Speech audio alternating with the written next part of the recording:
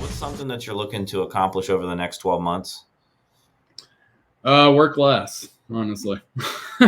I'm being very purposeful of like, it's not a, what is the driver? What is the mark of success? In 12 months from now, if I look back, what I always say was a success in that is actually getting time. Time is the most fleeting, most valuable resource that we have.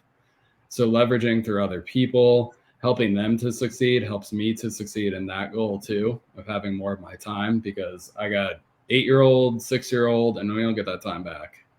I mean, it'll bring me to tears here thinking about my daughter being 8 years old and, just about halfway to that 18 mark and be out of the house. Like, it's crazy how everybody says it, how quickly that time goes. And it's legit. I mean, the pandemic probably didn't help either. Being thrown in the middle of it too. Like, I don't even know how long that was. Was that 1 year or 10 years? I think it was 3. All that stuff is to be able to spend more time, be more purposeful with that, be there for the kids' events, be there for sporting events, spend more time with my wife, spend more time with myself too, and stuff. We take that for granted. We sacrifice ourselves first and stuff, and we cheat that time. We take away, like, anytime you say yes to one thing, you're saying no to another, and oftentimes we're saying no to ourselves and what's important to us internally first. And if we're not taking care of ourselves, how do we show up for the other people that need us, that depend on us, that we show up for? Yeah. It's being selfish to be selfless, right? Yeah. And it's one of the things that I was fortunate with when I got in with Ryan being my mentor. It was always design your life first and then your business around your life. Yeah. And a lot of us have it backwards, and, I just remember 22 years old, right out of college, we would go work at Zoombezi Bay in the summertime, or we'd go work at Flanagan's, the swim up pool in Dublin there. Like it was, we had fun, but we also worked. It wasn't work and then have fun. Yeah. It was life first, and then we're going to work when we get to work. Yeah. So we can still continue that lifestyle. And that's the conversation I have with a lot of agents. It's like, what lifestyle do you want to live? Yeah. If you want to go and make $300,000 a year as a solo agent, you're not going to be able to enjoy all of these other things. Right. But you could make $300,000 and enjoy all of these other things, but it may not just be you doing it. You're going to need to be having some people, right? And they're going to help you out. So I always feel like the solo entrepreneur or solo practitioner has to wear so many different hats, and they have to be good enough at so many different things that at some point they convince themselves that they're great at them. They're great at everything, and they have a hard time letting go until they actually meet somebody that's meet people along the way. They're just better at things than they are.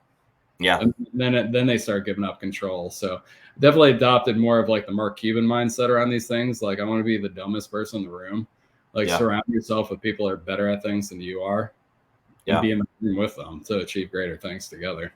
Yeah. And ultimately it's you starting to run your business like a business, right? And not a job. So Ryan, what's something you're looking to accomplish in the next 5 years? Hopefully retirement. That would be sweet. But in 5 years from now, I want my business to be able to run pretty much without me touching it at all. I want to be able to, I could step away from my business for a month, 2 months, 3 months, and it doesn't skip a beat at all. If what I create and who I'm able to lead and the talent that I surround myself with is it no longer needs me, I've succeeded in my mission. No, that's awesome. What do you think you'll need in order to accomplish that? What do you think you're going to need to do in order to accomplish that? Well, like I said, there's market corrections, market shifts, and stuff like that going on. There are forces that are going to cause a lot of people to leave this industry. So it's acquiring the talent. It's leading the talent and diving and investing into those people over that time to help them to reach the potential, unlock the potential, develop the self-confidence, beliefs in themselves to grow to that as well. I've got a big vision like that for myself, how big my world needs to be for that, and to help other people to have as big of a world as they view for themselves to live with inside of that. No, that's awesome. Yeah. What's a legacy goal of yours? Well, my 6-year-old just said on that like chart thing, it says like, I'm this old, I'm this tall, all that stuff. And he had the jobs and stuff. He had realtor on there. He wants to sell homes like daddy. He also wants to be a paleontologist and some, like, I think an astronaut too. So like, I mean, that's what you can do with real estate, right? You can just do it part-time, work whenever you want, kind of thing. So when you're not, on a rocket to Mars or dinosaur bones, like, sell a couple houses here or there. Low cost of overhead to keep that license, right? Yeah. Yeah.